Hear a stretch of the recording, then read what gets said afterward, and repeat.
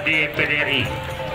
Dan juara ketiga adalah kuda dengan nama Tiro Seruput, kepemilikan Bapak Sasril OC 198 dan 313 Stable Payakumbuh yang tadinya ditumpangi oleh Joki Anthony. Dan untuk para juara, para owner, silakan menempati podium pemenang. Silakan menempati podium pemenang.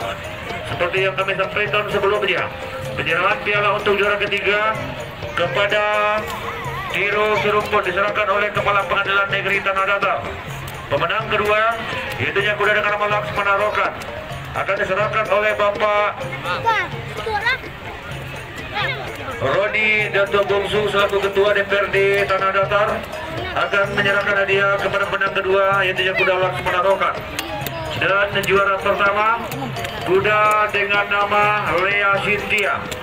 Piala ataupun trepi lepas akan diserahkan langsung oleh Ketua Pordasi Sumatera Barat sekaligus adalah Bapak